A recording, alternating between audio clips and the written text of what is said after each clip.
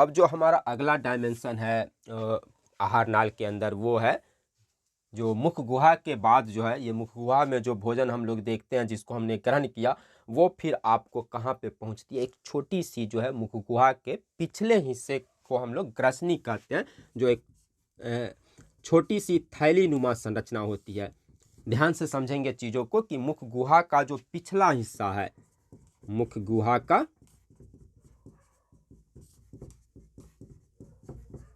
पिछला हिस्सा, इस मुख गुहा के पिछले हिस्से को जो एक थैली नुमा संरचना, एक छोटी सी थैली नुमा संरचना है ये, और इस छोटी सी थैली नुमा संरचना को हम लोग ग्रसनी कहते हैं। जो मुख गुहा का आप कह सकते हैं कि जो पिछला भाग है, जो पिछला हिस्सा है, वो है आपको ग्रसनी है। और ये ग्रसनी जो होते हैं, जब आप देखिएगा तो ग्रसनी के निकट जो होते हैं वो दो तरह के छिद्र होते हैं, एक निगल द्वार और एक कंठ द्वार। ये दो तरह के आपको, ये दो तरह के छिद्र हैं, एक निगल द्वार और दूसरा जो छिद्र है जिसको हम लोग कंठ द्वार कहते हैं। ठीक है, और पूछ दिए जाते हैं ये क्वेश्चन, इसलिए हम लोग ध्यान रखेंगे। निगल द्वार जिसको हम गैलेट कहते हैं, गैलेट, और इसको ग्लोटिस कहा जाता है। ये निगल द्वार और कंठ द्वार जिसको हम लोग गैलेट और ग्लोटिस कहते हैं।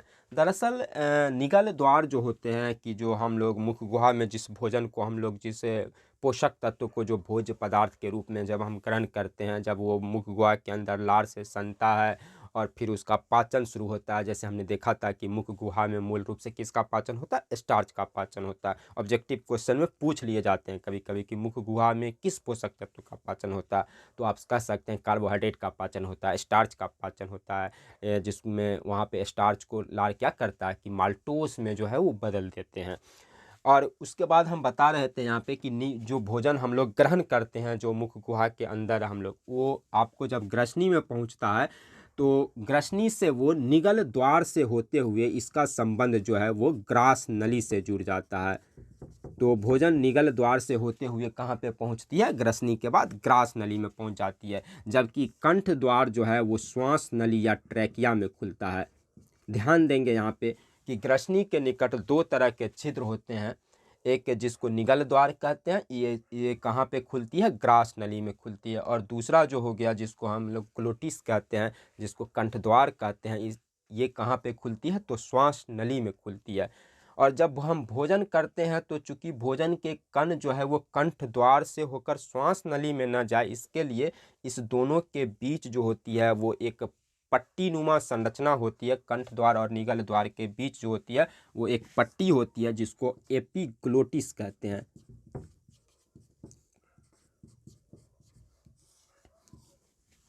जो भोजन करते समय क्या करता है कि कंठ द्वार को बंद कर देता है, ताकि भोजन के कण जो है वो कंठ द्वार से होकर श्वास नली या ट्रैकिया में नहीं पहुंच पाते हैं, और क्या कहते हैं, निगल द्वार से होकर वो कहाँ पे पहुँचते हैं? ग्रसनी में पहुँचते हैं। ये एपिग्लोटिस पट्टी है, ये पूछे गए क्वेश्चन है, या इसको हम लोग हिंदी में घंटी ढक्कन भी कहते हैं।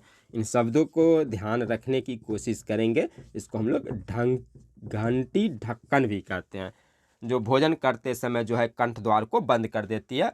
और अब यहाँ पे आप देखिएगा कि ये ग्रसनी से वो भोजन कहाँ पे पहुँचती है? ग्रास नली के अंदर पहुंचती है। मतलब कि अब हम लोग आहार नाल के अगले हिस्से को देखेंगे, ग्रसनी के बाद ग्रास नली।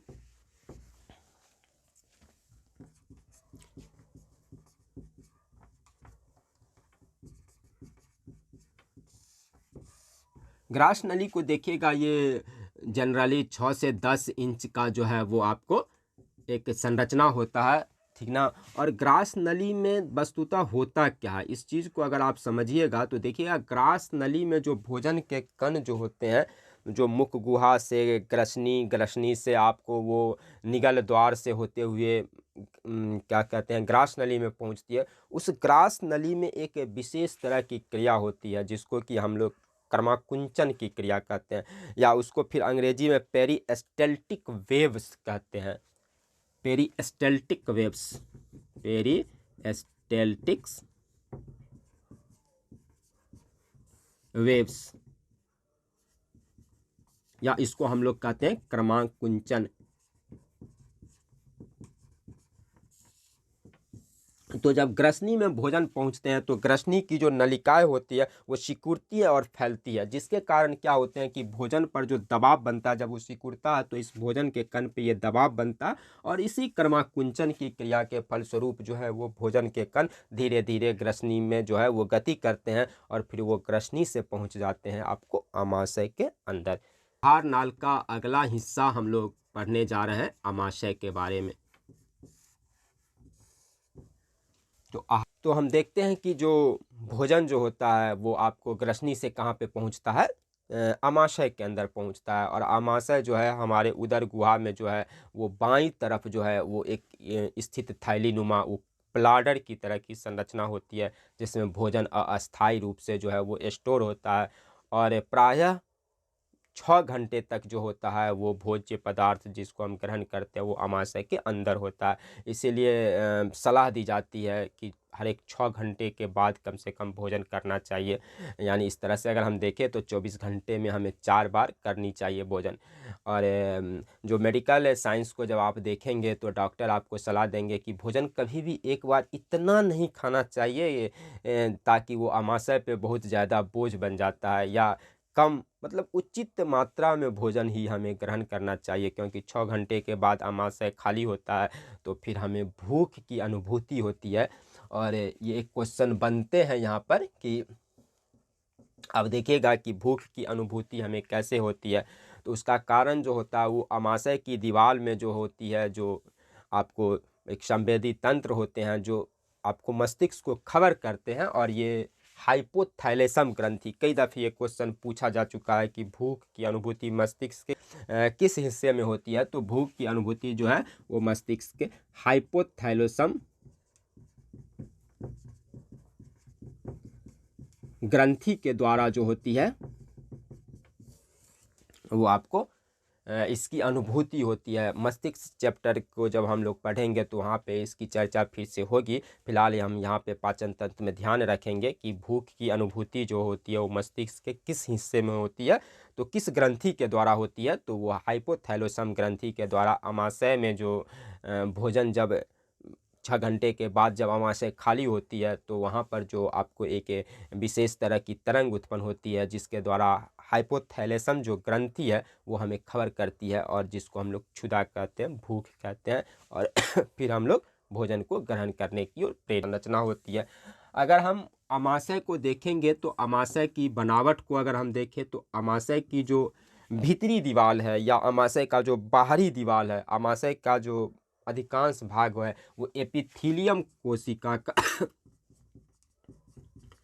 एपिथीलियम कोशिका का, ये क्वेश्चन भी कई दफ़े पूछा जा चुका है कि आमाशय जो होती है उसकी दीवार किस कोशिका से बनी होती है। तो आमाशय की जो दीवार होती है, आमाशय की बाहरी दीवार भी और आमाशय की भीतरी स्तर भी जो होती है वो आपको एपिथीलियम कोशिकाओं से बना होता है।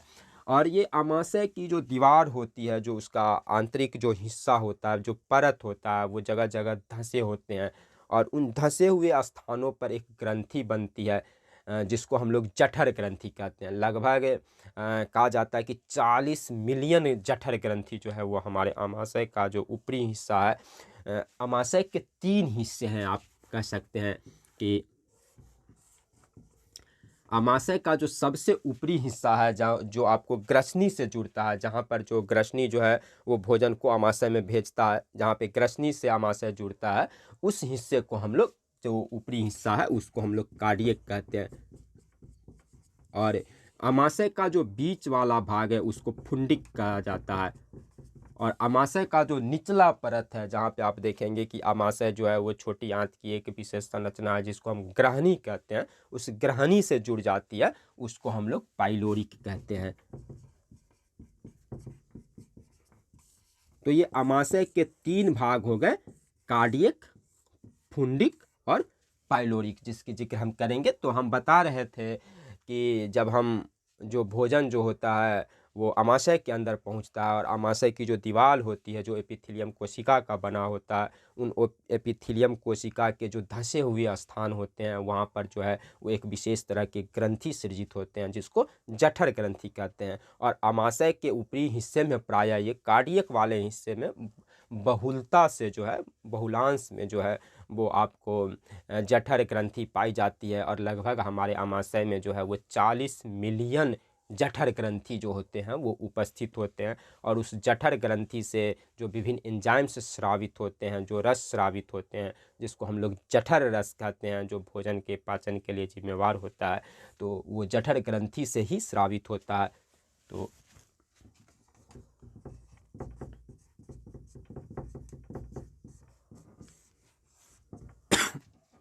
ये जो होते हैं, ध्यान देंगे हम जरा इन चीज़ों को कि जठर ग्रंथि से किस चीज़ का स्राव होता है। इससे जठर रस का स्राव होता है। और इस जठर रस में जो भोजन, जो एंजाइम्स होते हैं, जो विभिन्न जो पदार्थ होते हैं, वो भोजन के पाचन में जो है वो मददगार होते हैं। किस तरह से, उसे भी हम लोग देखेंगे। तो जठर ग्रंथि के जरा कोशिकाओं को हम जान लेते हैं कि जठर ग्रंथि की जो कोशिकाएं होती है वो आम तौर पे जो है मूलतः अगर हम कह सकते हैं कि जठर ग्रंथि में 3 तरह की कोशिकाएं बनती है, जहां से क्वेश्चन बनते हैं। तो ये 3 तरह की जो कोशिका है जठर ग्रंथि के, जरा उसको हम लोग देख लेते हैं। सबसे पहला तो हो गया आपको जिसको हम लोग कहते हैं श्लेष्मा या म्यूकस कोशिका, श्लेष्मा या फिर म्यूकस कोशिका। दूसरा हो गया आपको जिसको हम लोग अम्लजन कोशिका कहते हैं या भित्तीय कोशिका कहते हैं, अम्लजन कोशिका, या फिर इसको हम लोग भित्तीय कोशिका के भी नाम से जानते हैं। और तीसरा जो कोशिका है जिसको कि हम लोग मुख्य कोशिका या फिर हम लोग उसको जाइमोजिन कोशिका कहते हैं, मुख्य या जाइमोजिन कोशिका।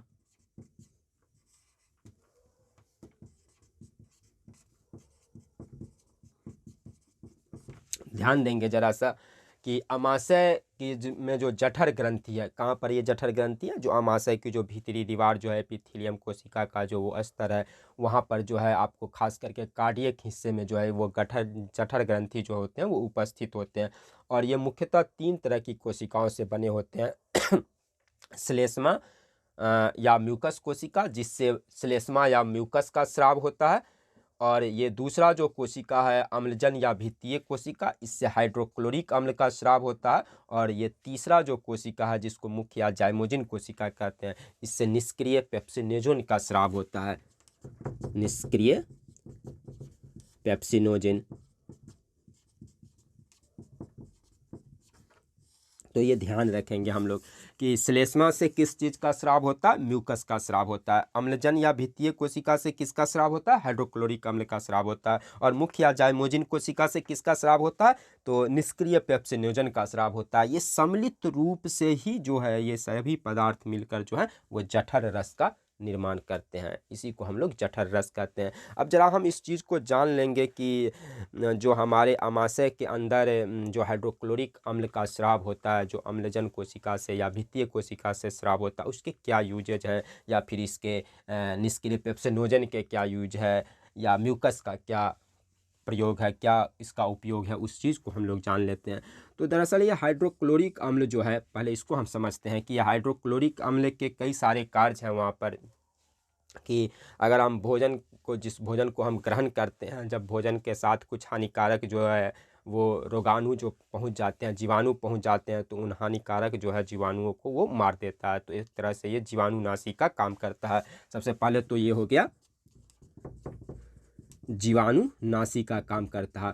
उसके बाद से क्या करता है कि आप देखिएगा कि आमाशय के अंदर जो होती है, जो ही वो ग्रसनी से आमाशय में पहुंचता है तो एक हार्मोन का स्राव होता है, गैस्ट्रिन हार्मोन का स्राव होता है।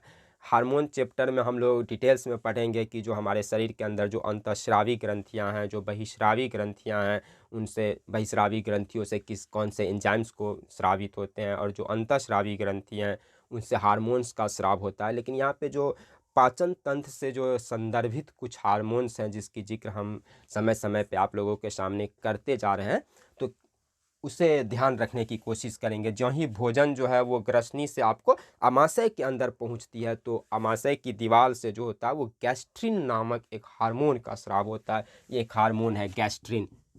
पूछ देता है ये कि आमाशय में जो है वो कौन से हार्मोन्स का स्राव होता है, तो ये गैस्ट्रिन हार्मोन्स का स्राव होता है। और यही गैस्ट्रिन हार्मोन्स जो होता है वो आमाशय की दीवार को जो है वो जठर ग्रंथि को जो है वो उत्तेजित करता है, जिसके कारण उसमें जठर रस का निर्माण होता है।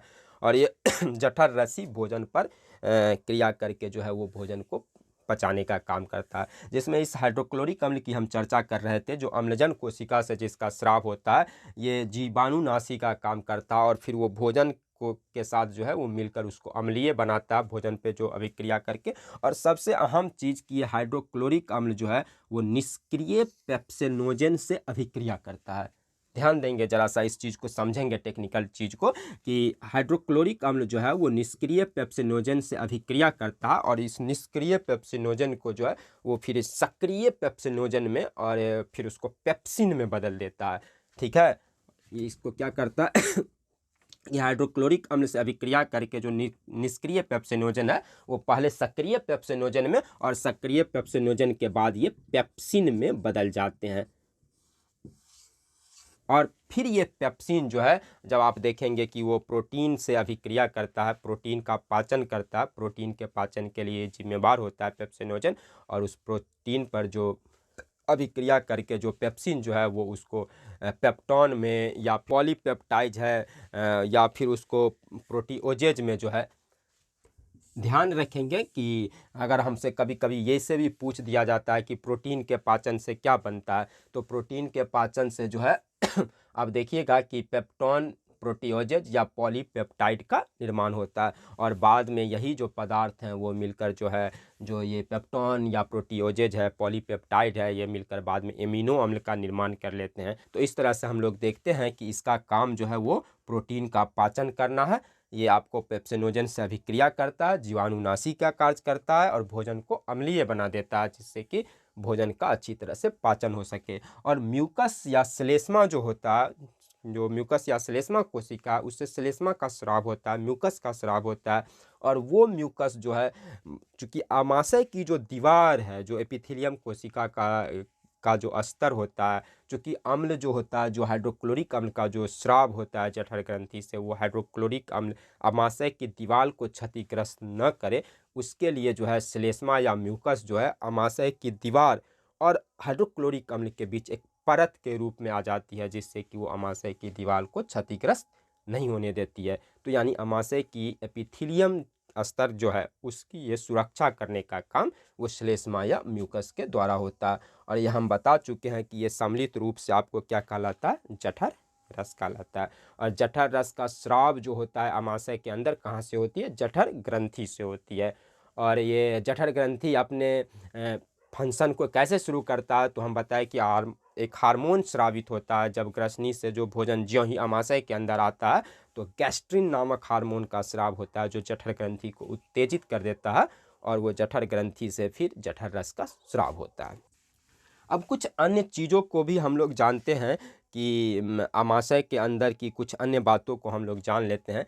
जैसे अभी हमने देखा कि आमाशय के अंदर जो है वो हाइड्रोक्लोरिक अम्ल का स्राव होता है, वो हाइड्रोक्लोरिक अम्ल भोजन को पचाने में किस तरह से मददगार है। कभी कभी होता क्या है कि हमारे उदर गुहा में, हमारे पाचन तंत्र में जो आमाशय जो है, उस आमाशय से जो है कभी कभी बहुत अधिक मात्रा में अम्ल का निर्माण होने लगता है, हाइड्रोक्लोरिक अम्ल का निर्माण होने लगता है।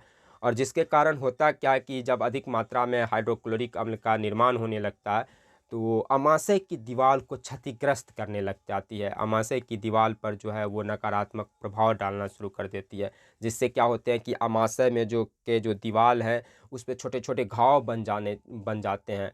और फिर अगर लंबे अवधि तक ये बनी रहती है तो वो घाव जो है वो अल्सर का रूप धारण कर लेती है, जिसको कि हम लोग आमाशय का अल्सर कह सकते हैं, या ये आगे चल के कैंसर तक का रूप धारण कर लेती है। तो ये खतरनाक हो जाते हैं। आप देखिएगा कि जो गैस, एसिडिटी, कब्ज की जो प्रॉब्लम होती है मनुष्यों के अंदर, तो जो डॉक्टर जब आपको गैस की दवा लिखते हैं, जब पूछा जाता है कि पेट की अम्लीयता को दूर करने के लिए किस पदार्थ का प्रयोग किया जाता है, कई दफ़े कई सारी परीक्षाओं में ये क्वेश्चन पूछा जा चुका है कि चूँकि हमारे अमाशय के अंदर अम्ल का स्राव होता है, और अम्ल जो वो भी हाइड्रोक्लोरिक अम्ल का स्राव होता है, जो एक तीव्र संक्षारक अम्ल है, जो केमिस्ट्री में आप लोग पढ़े होंगे। तो उस हाइड्रोक्लोरिक अम्ल के स्राव से क्या होता है, कभी कभी जब अधिक मात्रा में स्राव होता है तो जो अमाशय की दीवार क्षतिग्रस्त हो जाती है, और उससे बचने के लिए जो है, पेट की अम्लीयता को दूर करने के लिए, जब बहुत ज़्यादा अम्ल बन जाता है तो एक विशेष तरह की औषधि का प्रयोग किया जाता है, जिसको मिल्क ऑफ मैग्नीशिया कहते हैं। ये पूछा जा चुका है ये क्वेश्चन कई दफ़े। इसको हम लोग कहते हैं मिल्क ऑफ मैग्नीशिया। पेट की अम्लीयता को दूर करने के लिए इसी पदार्थ का प्रयोग, ये क्षारीय पदार्थ है।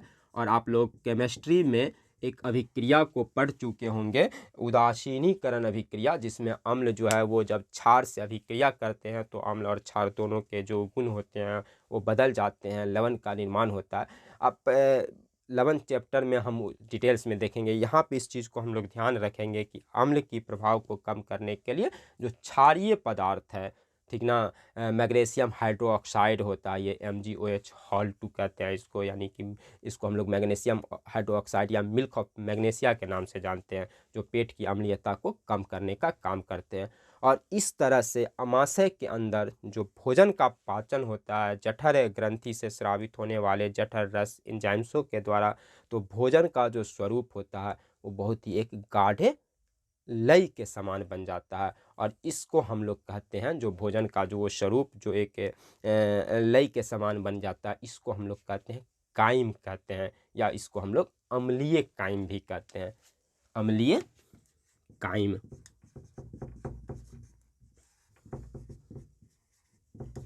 ये एक लय की तरह भोजन जो है वो मिक्सअप हो जाते हैं। और फिर हम लोग देखेंगे कि अमाशय के जो सबसे निचला भाग है, जिसको हम लोग पाइलोरिक कहते हैं, वहाँ पे एक छिद्र होती है जिसको पाइलोरिक छिद्र कहते हैं, और उस पाइलोरिक छिद्र से होकर वो भोजन जो है वो छोटी आंत में पहुँच जाती है। मतलब छोटी आंत का जो सबसे ऊपरी भाग है, जो अमाशय से जुड़ता है, जिसको हम लोग ग्रहणी कहते हैं। छोटी आंत के चूँकि 3 भाग होते हैं, सबसे ऊपरी भाग जो अमाशय से जुड़ता है उसको हम लोग, जो यू आकार के होते हैं, कभी कभी किसी किताब में देखिएगा वो सी आकार का दे दिया जाता है। आप अगर उसको पार्श्व रूप में उलट दे तो सी देख सकते हैं, या उसको यू आकार की कह सकते हैं। वो एक नलिका होती है छोटी आंत की, जो सबसे ऊपरी हिस्सा है, जिसको हम लोग ग्रहणी कहते हैं। उसके बाद जो बीच वाला हिस्सा होता है छोटी आंत का, और फिर सबसे बीच वाला जो भाग हो उसका जेजुनम कहते हैं। और जो अमाशय जो छोटी आंत का जो सबसे बड़ा हिस्सा होता है, जो इलियम का बना होता है। तो ये भोजन जो होता है, काइम जो होता है, वो आपको अमाशय के पाइलोरिक भाग में स्थित पाइलोरिक छिद्र से होकर ये छोटी आंत का जो ऊपरी हिस्सा है ग्रहणी, वहाँ पे पहुँचती है। और फिर ग्रहणी में किस तरह से छोटी आंत में आकर जो फिर यकृत किस तरह से कार्य करती है, अग्न्याशय किस तरह से कार्य करती है, जो अग्न्याशयी रस हैं, जो यकृत से स्रावित होने वाले जो रस हैं, और फिर छोटी आंत में जो आंत रस स्रावित होते हैं, किस तरह से सम्मिलित रूप से काम करके भोजन को पूर्ण रूप से पचा देते हैं, जिसको कि हम लोग अगले क्लास में देखेंगे।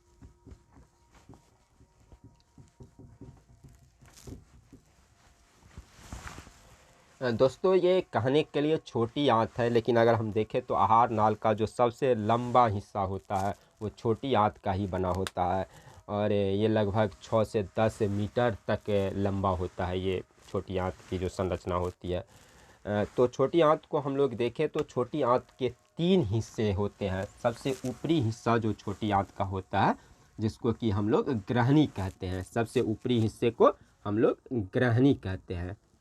जो कहाँ से जुड़ता है, इसका जुड़ाव जो होता है वो कहाँ से होता है, अमाशय के पाइलोरिक खंड से होता है। अमाशय के पाइलोरिक हिस्से से ये ग्रहणी जुड़ता है। और इसका जो बीच वाला जो छोटा सा हिस्सा होता है उसको हम लोग जेजुनम कहते हैं। और ये छोटी आंत का जो सबसे बड़ा हिस्सा होता है छोटी आंत का, उसको हम लोग कहते हैं इलियम कहते हैं। तो छोटी आंत के 3 भाग हो गए, ग्रहणी, जेजुनम और इलियम। ग्रहणी अमाशय के पाइलोरिक खंड से जुड़ता है, और इलियम को देखिएगा कि इलियम जो है, जो इस इसका जुड़ाव जो है फिर ये बड़ी आंत से हो जाएगा, यहाँ से ये बड़ी आंत में भोजन पहुँच जाएगी। जो अवशिष्ट पदार्थ जो बच जाते हैं पाचन के बाद वो बड़ी आंत में पहुंच जाएंगे। तो फिलहाल हमें ये देखना है कि जब छोटी आंत में भोजन पहुंचता है, जो अम्लीय कायम आमाशय से छोटी आंत में आती है, तो किस तरह से भोजन का पाचन होता है। और चूँकि हम जानते हैं कि छोटी आंत के अंदर न केवल भोजन का पाचन होता है बल्कि अवशोषण की क्रिया जो होती है, अगर फ्लैट वे में ऑब्जेक्टिव क्वेश्चन पूछा जाता है कि मनुष्य के शरीर में जो है आहार नाल में जो है भोजन का पाचन कहाँ पे होता है, तो भोजन का पाचन छोटी आंत में होता है पूर्ण रूप से। भोजन का अवशोषण कहाँ पे होता है, तो भोजन का अवशोषण भी जो होता है वो छोटी आंत के द्वारा किया जाता है। अगर थोड़ा सा उसको हम छोटी आंत न दिया जाए तो हम समझ सकते हैं कि भोजन का अवशोषण इलियम में होता है। कभी कभी इलियम भी नहीं दिए गए होंगे विकल्प में, तो उसके जगह पे आपको विलाई दे दिया जाता है, विलाई। तो छोटी आंत के इलियम का ही वो हिस्सा है, उंगलियों के समान जो उभारदार संरचना होती है उसको हम लोग विलाई कहते हैं, ठीक ना। तो उसके द्वारा भोजन का जो है वो अवशोषण कर लिया जाता है, जो पाचन के बाद की जो अगली का चरण है। तो फिलहाल आते हैं हम ग्रहणी पर कि आमाशय के निकट जो है वो ग्रहणी जुड़ती है और ये यू आकार की एक तरह की संरचना होती है। होता क्या है कि ये जो छोटी आंत का जो हिस्सा है ग्रहणी, यहाँ पे दो अन्य नलिकाएं भी आकर जो है छोटी आंत के ग्रहणी से जुड़ जाती है। एक नलिका जो अग्न्याशय से आती है, जिसको हम लोग अग्न्याशयी वाहिनी कहते हैं, जो अग्न्याशयी रस को लाता है ग्रहणी के अंदर। और दूसरा जो होता है जो आपको यकृत से जो एक नली आपके ग्रहणी के निकट मिल जाती है, यकृत जिसको कि हम लोग लीवर कहते हैं, वहाँ से भी कुछ पदार्थ जो होते हैं वो ग्रहणी के निकट पहुँचते हैं। तो ये तीन तरह के जो रस होते हैं, अग्न्याशय से आने वाले जो अग्न्याशयी रस होते हैं जिसमें बहुत सारे एंजाइम्स होते हैं, जो यकृत से निकलने वाले जो पदार्थ जो स्राव होते हैं वो, और जो छोटी आंत से जो आंतर रस स्रावित होते हैं, ये सभी सम्मिलित रूप से फिर भोजन को पचाने का काम करते हैं। तो यहाँ पे हम आगे बढ़ने से पहले मतलब आप समझ सकते हैं कि दो अन्य संरचनाओं को जो पाचन तंत्र का एक बहुत ही अहम हिस्सा है, अग्न्याशय और यकृत, जिसको कि हम लोग अग्न्याशय को हम लोग पैंक्रियाज कहते हैं अंग्रेजी में। दरअसल ये अग्न्याशय जो है वो आपको ग्रहणी के चारों तरफ जो है ये हल्के पीले रंग की जो है वो एक छोटी सी ग्रंथि होती है, हल्के पीले रंग की ये ग्रंथि होती है जो ग्रहणी को चारों तरफ से जो है वो आपको घेरे हुई रहती है। तो अग्न्याशय हमारे शरीर में कहाँ पे है उस चीज़ को आप समझ पा रहे होंगे कि छोटी आंत का जो ग्रहणी है उसके चारों तरफ जो है वो हल्के पीले रंग की एक ग्रंथि होती है, जिसको हम लोग अग्न्याशय या पैनक्रियाज कहते हैं। जो ही भोजन जो होता है, जो कायम जो है वो ग्रहणी से पहुंचता है आपको कहाँ पर, अग्न्याशय के अंदर पहुंचता है। तो वहाँ पर अग्न्याशय में जो है वो एक हार्मोन का स्राव होता है जिसको सिक्रेटिन हार्मोन कहते हैं। इसको हम लोग कहते हैं सिक्रेटिन हार्मोन।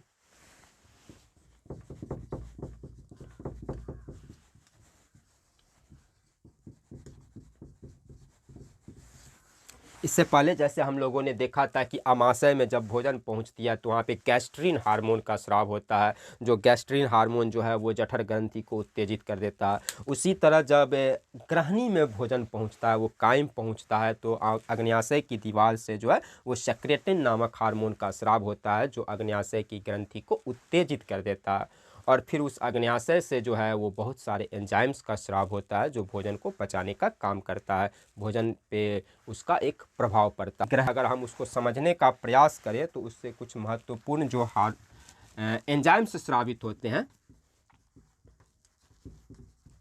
अग्न्याशय से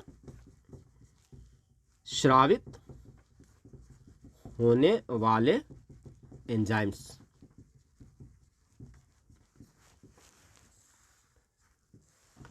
तो इसमें जो एंजाइम स्रावित होते हैं उसमें आपको कई सारे होते हैं। जैसे है आपको ट्रिप्सिन है, ध्यान दीजिएगा ज़रा सा इस चीज़ को। जैसे ट्रिप्सिन है, ट्रिप्सिन के अलावा जो है, जो कि आपको ये ट्रिप्सिन जो है ये प्रोटीन का पाचन करता है। इसके अलावा प्रोटीन को पचाने वाले दो अन्य एंजाइम्स भी होते हैं, जिसमें एक काइमोट्रिप्सिन होता है, और काइमोट्रिप्सिन के अलावा जो है एक होता है कार्बोक्सीपेप्टिज होता है। काइमोट्रिप्सिन और कार्बोक्सीपेप्टिन।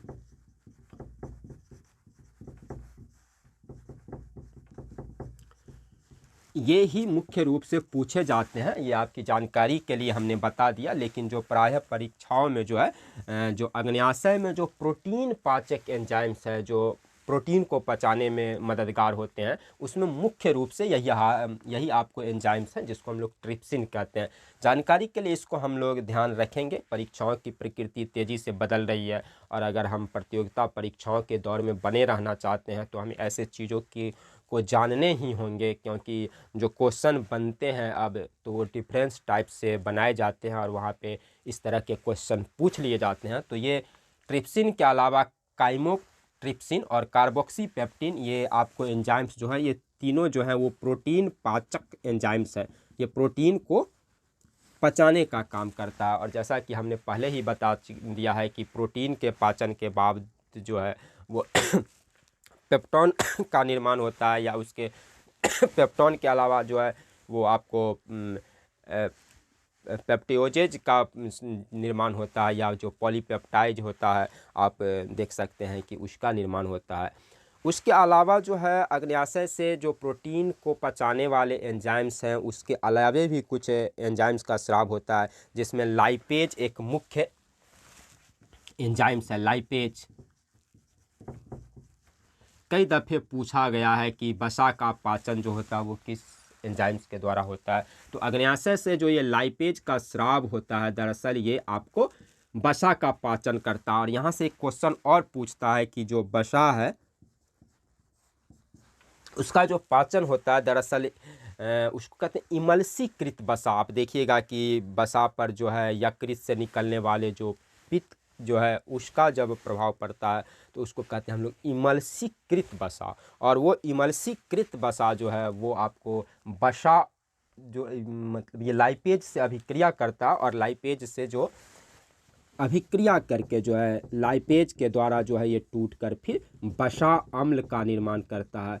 इसके अलावा वसा अम्ल, जिसको अंग्रेजी में हम फैटी एसिड कहेंगे, और इसके अलावा ग्लिसरॉल,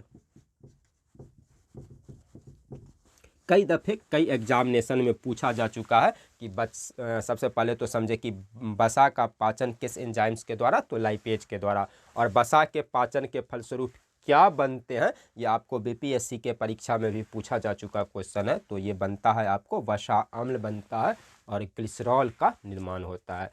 वसा के पाचन के बाद फैटी एसिड, वसा अम्ल और ये ग्लिसरॉल, इसका निर्माण होता है। तो पहले हमने देखा कि ये प्रोटीन का पाचन करता है, फिर हमने वसा पाचक एंजाइम्स को देख लिया। उसके अलावा अग्न्याशय से जो है ऐसे भी ऐसे भी एंजाइम्स का स्राव होता है जो आपको कार्बोहाइड्रेट का पाचन करते हैं, जिसमें मुख्य रूप से आपको इमाइलेज होता है और माल्टेज होता है। ये हो गया आपको इमाइलेज, या आपको माल्टेज भी देखने को मिलेगा।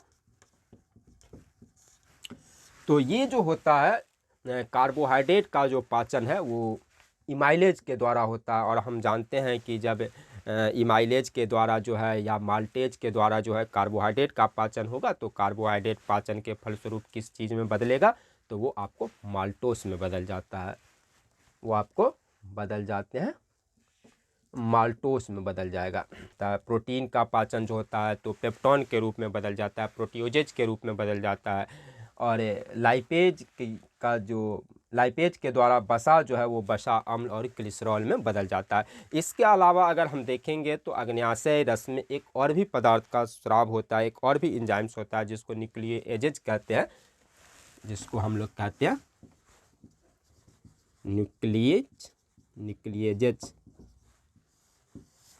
ये जो है न्यूक्लिएजेज जो है वो आपको जो है न्यूक्लिक एसिड जो है उससे अभिक्रिया करके है जो न्यूक्लियोटाइड्स का निर्माण करते हैं। ये क्या बताते हैं, न्यूक्लियोटाइड्स। तो ये सभी के सभी ये महत्वपूर्ण क्वेश्चन है। एक बार हम पुनः इसको दोहरा दे रहे हैं कि लाइपेज से अभिक्रिया करता है वसा पर, तो ये बनता है वसा अम्ल और ग्लिसरॉल। ये दूसरा जो है ये आपको ट्रिप्सिन, काइमोट्रिप्सिन और कार्बोक्सीपेप्टिन जो है, मुख्य रूप से हम ट्रिप्सिन को जरूर याद रखेंगे। ये प्रोटीन पाचक एंजाइम्स है और फिर प्रोटीन को बदल देता है पेप्टोन के रूप में। और ये इमाइलेज या माल्टोस जो है ये कार्बोहाइड्रेट का पाचन करता है और कार्बोहाइड्रेट के पाचन के फलस्वरूप वहाँ पे क्या बन जाते हैं, ये बन जाते हैं माल्टोस का निर्माण होता है। और न्यूक्लिएजेज जो है इसके द्वारा जो है न्यूक्लिक एसिड से अभिक्रिया करके ये न्यूक्लियोटाइड्स का निर्माण करता है। तो इस तरह से हम लोग देखते हैं कि अग्न्याशय से कई सारे महत्वपूर्ण जो है वो एंजाइम्स का स्राव होता है अग्न्याशयी रस में, जो आपको अग्न्याशयी वाहिनी के द्वारा छोटी आंत में पहुंचते हैं।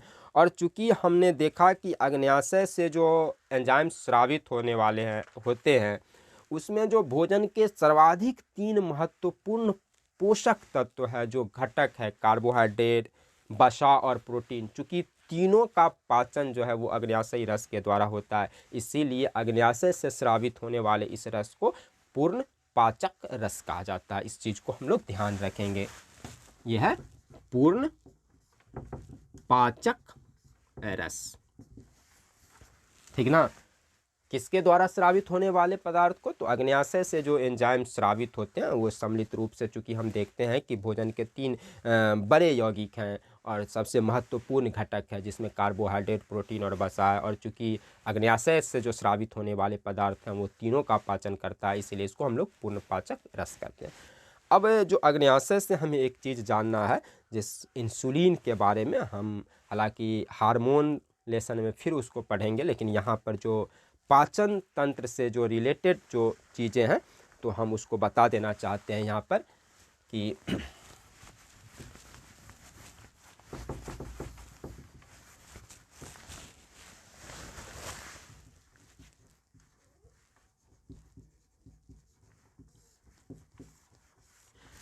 अग्न्याशय में जो है वो आपको 3 तरह की कोशिका होती है अग्न्याशय की दीवार में। एक होता है आपको अल्फा कोशिका, दूसरा जो है वो बीटा कोशिका और तीसरा जो है वो गामा कोशिका। ये 3 तरह की कोशिकाएं पाई जाती है अमाशय के अंदर, जिसमें आप देखेंगे कि अल्फा कोशिका जो है उससे एक विशेष तरह के हार्मोन का स्राव होता है जिसको हम लोग ग्लूकेगॉन कहते हैं। इससे हार्मोन का स्राव होता है ग्लूकेगॉन। और ये जो गामा कोशिका है, कहीं कहीं इस गामा कोशिका के बदले डेल्टा कोशिका भी लिख दिया जाता है, तो उस डेल्टा कोशिका से या गामा कोशिका से जो है वो सोमेटोस्टेरोन का स्राव होता है। और सर्वाधिक महत्वपूर्ण जो ये बीटा कोशिका है, इस बीटा कोशिका से एक बहुत ही महत्वपूर्ण हार्मोन का स्राव होता है जिसको हम लोग इंसुलिन कहते हैं। तो ये पैनक्रियाज की यानी अग्न्याशय की जो बीटा कोशिका है उस बीटा कोशिका से एक अति महत्वपूर्ण हार्मोन का स्राव होता है जिसको हम लोग इंसुलिन कहते हैं। दरअसल हमारे भोजन के साथ जो शर्करा जो है की जो मात्रा पहुंचती है, जिसको हम लोग कह सकते हैं चीनी कह सकते हैं, शर्करा सुक्रोज, दरअसल शर्करा या सुक्रोज का जो पाचन होता है वो इंसुलिन के द्वारा ही होता है। इसका पाचन शर्करा जो आपको कार्बोहाइड्रेट का एक रूप है, हम इसको सामान्य भाषा में इसको हम चीनी कह सकते हैं। तो इसका जो पाचन होता है वो किसके द्वारा होता है, इंसुलिन के द्वारा ही होता है। यानी कि अगर अग्न्याशय की दीवार से इंसुलिन का स्राव जो है वो आवश्यकता से कम मात्रा में होगा, जितनी इंसुलिन की ज़रूरत है, अगर इंसुलिन का स्राव उससे बहुत ही कम मात्रा में होने लगता है तो ऐसे कंडीशन में क्या होती है कि भोजन के अंदर जो शर्करा की मात्रा है, जो सुक्रोज की मात्रा है यानी चीनी की जो मात्रा है, उसका पाचन नहीं हो पाता है और रुधिर में जो है ब्लड में वो सुक्रोज की मात्रा, चीनी की मात्रा बढ़ने लग जाती है, जिसके कारण जो है वो एक विशेष प्रकार का एक खतरनाक रोग हो जाता है जिसको कि हम लोग डायबिटीज कहते हैं या उसको हम लोग मधुमेह कहते हैं, चीनी रोग भी इसको लोग कहते हैं। ये हो जाता है मधुमेह, इसको डायबिटीज कहते हैं या इसको हम लोग चीनी रोग भी कहते हैं। और जब ये रुधिर में सुक्रोज की मात्रा बढ़ती है तो उसके कारण क्या होते हैं कि उसका प्रभाव जो है आप देखिएगा कि वो किडनी पर जो उत्सर्जन तंत्र का एक सर्वाधिक महत्वपूर्ण भाग है किडनी, जिसको हम वृक्क कहते हैं, उस वृक्क पर प्रभाव पड़ता है। और इसका एक उल्टा चीज़ भी है कि अगर इंसुलिन का अतिस्रवण होता है, कि इंसुलिन की मात्रा जो होती है वो काफ़ी आवश्यकता से अधिक मात्रा में अगर हम अग्न्याशय के अंदर बनने लगते हैं, पेनक्रियाज के अंदर बनने लगते हैं, तो इसके भी अपने एक नुकसान होते हैं कि आवश्यकता से अधिक इंसुलिन बनने से जो होता है वो मूत्र जो होता है वो पतला हो जाता है और बार बार मूत्र त्याग की इच्छा होती है, जिसको कि हम लोग हाइपोग्लाइसेमिया नामक रोग कहते हैं। उसके अलावा ये आप देख ही चुके हैं कि अल्फा कोशिका से जो हार्मोन स्रावित होता है, जिसको ग्लूकेगॉन कहते हैं, ये ग्लूकोज का नियंत्रण करता है। और गामा कोशिका जो है, जिसको कि हम लोग डेल्टा कोशिका भी कहते हैं, इसके द्वारा जो हार्मोन स्रावित होता है, जिसको हम लोग सोमेटोस्टेरॉन कहते हैं, और इसके भी अनुप्रयोग को हम बता दे रहे हैं कि स्वांगीकरण की जो क्रिया होती है, हमने देखा था प्रारंभ में ही पाचन चैप्टर के दौरान जो आहार नाल को हम शुरू किए थे। अगर आप लोगों ने वो वीडियो नहीं देखा है तो प्लेलिस्ट में जाकर आप आहार नाल का जो पहला पार्ट है उसको ज़रूर देखें, आप बेहतर ढंग से चीज़ों को समझ पाएंगे। तो वहाँ पे हमने कहा था कि पाचन के 5 चरण होते हैं, अंतर्ग्रहण होता है, पाचन होता है, अवशोषण होता है, और स्वांगीकरण होता है, और उत्सर्जन होता है। तो स्वांगीकरण की क्रिया जो होती है उस क्रिया के दर को ये बढ़ा देता है सोमेटोस्टेरॉन नामक हार्मोन। अब आते हैं हम लोग कि अग्न्याशय के अलावा हमने बताया था यहाँ पर कि जो ग्रहणी में जो काइम पहुँचती है, तो अग्न्याशयी रस के अलावा वहाँ पे यकृत, जिसको कि हम लोग लीवर कहते हैं, तो यकृत से जो स्रावित होने वाले पदार्थ हैं, जिसको हम पित्त कहते हैं, तो उसके बारे में हम लोग जानेंगे। तो चलिए हम लोग जानने की कोशिश करते हैं कि यकृत क्या है, इससे जो स्रावित होने वाले पदार्थ हैं उसके अपने क्या यूजेज हैं। तो यकृत जो है मनुष्य के उदर गुहा के दाहिने भाग में, ऊपरी उदर गुहा का जो ऊपरी भाग होता है, जहाँ पे आप देखिएगा कि उदर गुहा जो है एक तरह से वक्ष गुहा के साथ जुड़ती है, तो वो उदर गुहा के ऊपरी भाग में जो है वो दाहिने तरफ जो है वो लीवर स्थित होता है, यकृत की कोशिका स्थित होती है। और आपकी जानकारी के लिए हम बता दें कि यकृत की कोशिका मानव शरीर की सबसे बड़ी कोशिका मानी जाती है, और ये लगभग आपको 1.5 kg होता है, 1.5 kg से 2 kg तक भी दिया रहता है, लेकिन सामान्यतः इसको हम लोग समझेंगे कि मनुष्य की जो यकृत होती है वो लगभग 1.5 kg की होती है, और सबसे बड़ी जो कोशिका है वो यकृत की कोशिका है। ये क्वेश्चन भी कई दफ़े आपको छोटे छोटे जो ऑब्जेक्टिव टाइप के जो एग्जामिनेशन होते हैं उसमें कई दफ़े ये क्वेश्चन पूछा जा चुका है।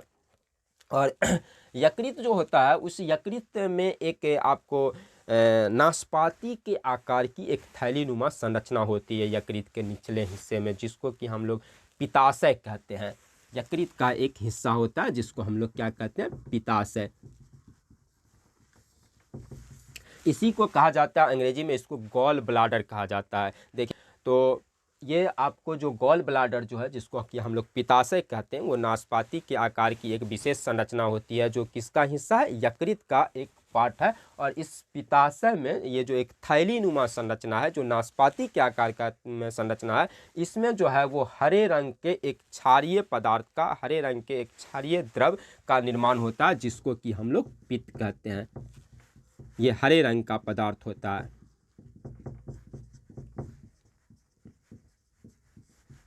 ठीक ना। और इसकी प्रकृति कैसी होती है, तो इसकी प्रकृति जो होती है वो क्षारीय होता है। कभी कभी आपसे पूछ लिया जाता है कि जो पित्त होते हैं उस पित्त का पीएच मान क्या होता है, तो पीएच मान जो होता है इसका पीएच मान होता है 8.6 होता है। तो ध्यान देंगे कि पित्त का स्राव कहाँ से होता है, यकृत से होता है। कहाँ पर यह स्टोर हो रहा है, पित्ताशय के अंदर, यानी गॉल ब्लाडर के अंदर जो है हरे रंग का ये क्षारीय पदार्थ होता है।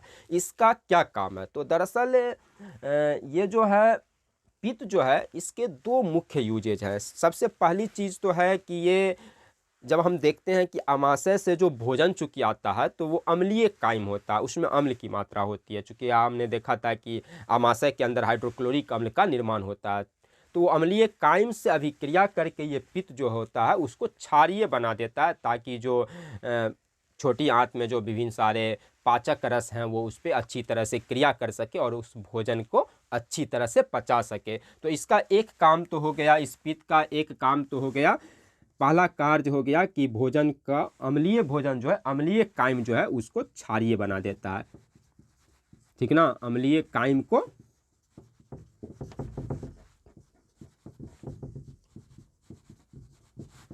क्षारीय बना देता है, उसकी अम्लीयता को दूर कर देता है और फिर उसको क्या करता है, ये क्षारीय बना देता है। और दूसरा जो इस पित्त का काम है वो है वसा का पायसीकरण, वसा का विखंडन। और हम जानते हैं कि वसा के पायसीकरण के फलस्वरूप, वसा के विखंडन के फलस्वरूप किन चीज़ों का निर्माण होता है, इसको भी हम लोग पिछले क्लास में पढ़ चुके हैं कि जो इमल्सीकृत वसा है या जो पायसीकृत वसा है, जब वो आपको अभिक्रिया करेगा तो अभिक्रिया के फलस्वरूप वसा अम्ल यानी फैटी एसिड का निर्माण करेगा और उसके अलावा ग्लिसरॉल का निर्माण करता है। तो ये दो मुख्य कार्य जो हैं वो पित्त का है। और ये क्वेश्चन कई दफ़े पूछा जा चुका है कि वसा का इमल्सीकरण कौन सा करता है। ध्यान रखेंगे हम कि पित्त के अंदर जो होते हैं वो आपको एंजाइम्स नहीं होते हैं, वो कोई विशेष प्रकार का एंजाइम्स नहीं है। ये करता क्या है, तो कायम को क्षारीय बना देता है और वसा का पायसीकरण करता है, वसा का इमल्सीकरण करता है। तो ये मुख्य कार्य हो गए यकृत। अब हम आगे बढ़ते हैं कि यकृत को हम जान चुके हैं, अग्न्याशय को हम जान चुके हैं। अब हम वापस से आते हैं कि छोटी आंत में जो भोजन पहुंचा था, कहाँ से, आमाशय के पाइलोरिक हिस्से से जो छोटी आंत में पहुंचता है, तो छोटी आंत की दीवारों से, जो ग्रहणी की जो दीवार है वहाँ से जो है वो विभिन्न प्रकार के जो हैं वो रस का स्राव होता है, जिसको आंत्र रस कहा जाता है, या उस आंत्र रस को हम सल्कस एंटेरिकस कहते हैं। इसको कहा जाता है सल्कस एंटेरिकस, जिसको कि हम लोग आंत्र रस कहेंगे, आंत्र रस, ठीक ना। जैसे हम लोगों ने अग्न्याशय में देखा कई सारे जो है एंजाइम स्रावित होते हैं, ट्रिप्सिन है, माल्टेज है वहाँ पे, उसके अलावा हमने न्यूक्लियोजेज देखे थे, वसा के पाचन के कार्बोहाइड्रेट के पाचन के, प्रोटीन के पाचन के लिए विभिन्न सारे जो हैं एंजाइम्स का स्राव जो है अग्न्याशय से हमने देखा था। उसी तरह से जो अगर आप देखिएगा कि छोटी आंत में जो है वो आंत्र रस का स्राव होता है। एक एग्जामिनेशन अभी हमें ध्यान में नहीं आ रहा है जिसमें पूछा गया था कि आंत्र रस का स्राव जो है वो छोटी आंत के किस कोशिका से होता है। ये रेलवे के संभवतः किसी एग्जामिनेशन में पूछा जा चुका है, अगर किसी को याद हो तो कमेंट बॉक्स में लिखें कि उसमें पूछा गया था कि किस ग्रंथि से, छोटी आंत की कौन सी ग्रंथि है जिससे आपको आंत्र रस का स्राव होता है। तो छोटी आंत के ग्रहणी में एक विशेष प्रकार की ग्रंथि पाई जाती है जिसको ब्रूनर ग्रंथि कहा जाता है, ब्रूनर ग्रंथि, ब्रूनर ग्रंथि। उसी ब्रूनर ग्रंथि से जो है ये आंत्र रस या सल्कस एंटेरिकस का जो है वो स्राव होता है। और इस आंत्र रस में अगर इसकी संरचना को हम देखेंगे तो उसका जो है आपको 98 से 99% हिस्सा जो होता है वो जल होता है और 1% जो भाग होते हैं वो आपको एंजाइम्स होते हैं। तो आंत्र रस में जो एंजाइम्स पाए जाते हैं हम उसको हम बतला दे रहे हैं कि आंत्र रस में आपको 99% लगभग जल हो गए और 1% जो हो गया वो एंजाइम्स हो गया। इन एंजाइम्स में कुछ महत्वपूर्ण एंजाइम्स है जिसको जान लेना आवश्यक है, जिसमें आपको मुख्य रूप से जो है पेप्टोस होता है, लाइपेज होता है और माल्टेस होता है। लाइपेज, माल्टोस और पेप्टाइजेज होता है, पेप्टाइजेज होता है। ये आपको छोटी आंत में जो है इसका स्राव होता है, इन एंजाइम्स का स्राव होता है। और आप देखिएगा कि ये एंजाइम्स जो है, जैसे आप पेप्टाइजेज जो होता है वो पेप्टाइजेज छोटी आंत के अंदर जो होता है, ग्रहणी के अंदर जो होता है वो प्रोटीन के पाचन के बाद जो है उसको एमिनो अम्ल में बदल देता है। ये क्वेश्चन भी पूछा गया है कि प्रोटीन के पाचन के बाद, जैसे हमने देखा था, हमने कहा था कि वो पेप्टॉन बनते हैं, वो प्रोटीओजेज बनते हैं, पॉलीपेप्टाइड बनते हैं। और अगर आप उसको अंतिम रूप से देखते हैं तो ये जो है पेप्टॉन जो है वो किस चीज़ में बदल जाता है, तो वो एमिनो अम्ल के रूप में बदल जाता है। इस तरह से हम लोग देखते हैं कि छोटी आंत के अंदर जो भोजन अम्लीय कायम पहुंचता है तो छोटे आंत के से निकलने वाला, ग्रहणी से निकलने वाला, यानी ग्रहणी के ब्रूनर ग्रंथि से निकलने वाला आंत रस, अग्न्याशय से निकलने वाले अग्न्याशय रस, या फिर उससे जो एक हार्मोन स्रावित होती है बीटा कोशिका से इंसुलिन, यकृत से स्रावित होने वाले जो होता है वो पित्त, ये सभी सम्मिलित रूप से कार्य करते हैं और इस तरह से भोजन का पूरी तरह से पाचन की क्रिया जो है वो छोटी आंत के अंदर पूरी हो जाती है। तो पाचन की क्रिया समाप्त हो गई। तो भोजन का पाचन पूर्ण रूप से कहाँ पे पूरी हो गई, तो छोटी आंत के अंदर हो गई। अब है कि भोजन के पाचन के बाद जो है उसकी तीसरी जो प्रक्रम है जिसको कि हम लोग अवशोषण की क्रिया कहते हैं। तो अब भोजन के जो पोषक तत्व बनते हैं जो पाचन के बाद, उसके अवशोषण की क्रिया भी जो है वो छोटी आंत के ही अंदर होती है। जो छोटी आंत की एक भाग हम बताए थे कि सबसे निचला भाग जो होता है छोटी आंत का, जिसको कि हम इलियम कहते हैं, उस इलियम में क्या होती है कि एक उभारदार संरचना जो होती है वो अंगुलियों के पोरों के समान जो है वो एक उभारदार संरचना होती है जिसको कि हम लोग विलाई कहते हैं। और उसी विलाई के द्वारा जो होते हैं वो पोषक पदार्थ को जो है वो ग्रहण कर लिए जाते हैं, अवशोषित कर लिए जाते हैं। तो अवशोषण की पूरी प्रक्रिया जो है वो छोटी आंत के इलियम के द्वारा संपादित कर दिए जाते हैं। और तब जो पदार्थ बनता है, तब जो पदार्थ छोटी आंत में जो कायम पहुंचा था, अब उसका स्वरूप, चूंकि कायम का स्वरूप क्या था, गाढ़े लय के समान था, लेकिन अब उसका स्वरूप जो होता है बहुत ही तरल हो जाता है, पतला हो जाता है, और इसको हम लोग चाइल कहते हैं। क्या कहते हैं? चाइल।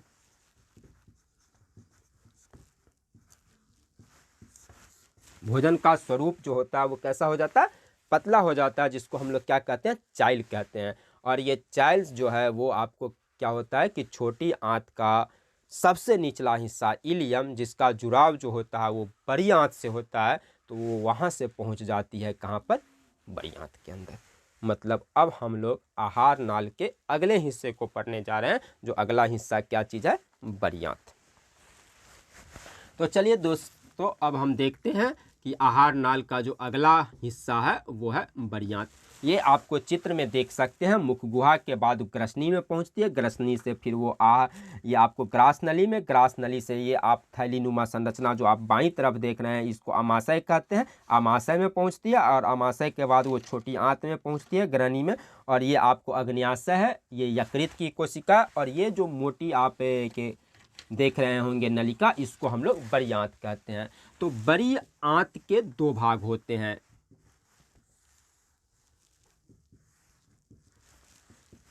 जो बड़ी आंत है, बड़ी आंत के दो भाग होते हैं। एक होता है आपको कोलन, और दूसरा हिस्सा जो होता है वो रेक्टम कहलाता है, जिसको कि हम लोग मलाशय भी कहते हैं। एक कोलन होता है और दूसरा रेक्टम होता है। तो बड़ी आंत के दो भाग हो गए, जिसको कोलन और रेक्टम कहेंगे। रेक्टम को ही हम लोग मलाशय कहते हैं। इसके तीन हिस्से हो जाते हैं। एक हो जाता है आपको ऊपरी गामी कोलन, ऊपरी गामी कोलन, दूसरा हो जाता है अनुप्रस्थ कोलन,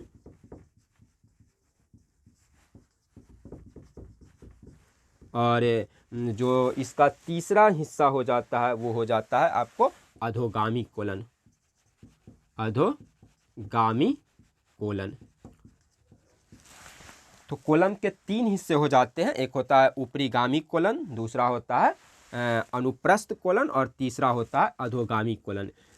और ये दूसरा हिस्सा जो बड़ी आंत का है, जिसको कि हम लोग रेक्टम कहते हैं या मलाशय कहते हैं, जब आपको भोजन जो होता है वो छोटी आंत से जो है बड़ी आंत में पहुंचता है, तो चूंकि हमने देखा था कि छोटी आंत के अंदर जो होता है वो भोजन का पाचक तत्वों का जो पोषक तत्वों का जो होता है वो अवशोषण कर लिया जाता है। और बड़ी आंत में जो थोड़ी बहुत जो मिनरल्स की जो मात्रा होती है या उसमें जो जल की मात्रा होती है, तो बड़ी आंत की दीवार के द्वारा जो होता है उस अतिरिक्त जल और जो छूटे हुए जो कुछ मिनरल्स होते हैं उसका अवशोषण कर लिया जाता है। और अवशोषण करने के बाद जो होता है, जो बचे हुए वर्ज्य पदार्थ होते हैं, जो अवशिष्ट पदार्थ होते हैं, वो आपको कहाँ पे पहुँच जाते हैं, रेक्टम में पहुँच जाते हैं, जिसको हम मलाशय कहते हैं, जहाँ पे वो वर्ज्य पदार्थ जो है फिर वो गुदा के द्वारा, मलद्वार के द्वारा जो है समय समय पर जो है उत्सर्जित कर दी जाती है, बाहर उत्सर्जित कर दी जाती है। तो इस तरह से ये पूरी क्रिया जो है, मतलब कि पाचन की संपूर्ण क्रिया जो होती है वो मुख गुहा से होकर ये आपको बड़ी आंत के रेक्टम तक में पूरी हो जाती है। एक यहाँ पे चीज़ को ध्यान रखेंगे कि जो क्वेश्चन आपको कुछ एग्जामिनेशनों में पूछा जा चुका है कि जो बड़ी आंत जो होती है, जो छोटी आंत के इलियम से जहाँ पे जुड़ती है वहाँ पे एक संरचना बनती है, जो जोड़ होता है, जहाँ पे हमने देखा था कि छोटी आंत का जो निचला भाग है जिसको इलियम कहते हैं, इलियम से जहाँ पे बड़ी आंत जुड़ती है उस हिस्से को, उस जोड़ पर एक रचना पाई जाती है जिसको हम लोग सीकम कहते हैं, सीकम। और इसी सीकम के ऊपर एक रचना होती है जिसको कि हम लोग अपेंडिक्स कहते हैं, अपेंडिक्स, ठीक ना। ये इसको अब हम लोग मनुष्य के अवशेषी अंग के रूप में जानते हैं जिसका शरीर में कोई विशेष काम नहीं होता। और ये हमने देख ही लिया कि बड़ी आंत के अंदर जो होता है वो अतिरिक्त जल की मात्रा या कुछ मिनरल्स होते हैं उसका अवशोषण कर लिया जाता है और जो अवशिष्ट पदार्थ है वो रेक्टम में पहुंच जाता है, मलाशय के अंदर अस्थायी रूप से जमा होते हैं जो समय समय पर जो है मलद्वार के द्वारा, गुदा के द्वारा जो है वो शरीर से बाहर त्याग दी जाती है।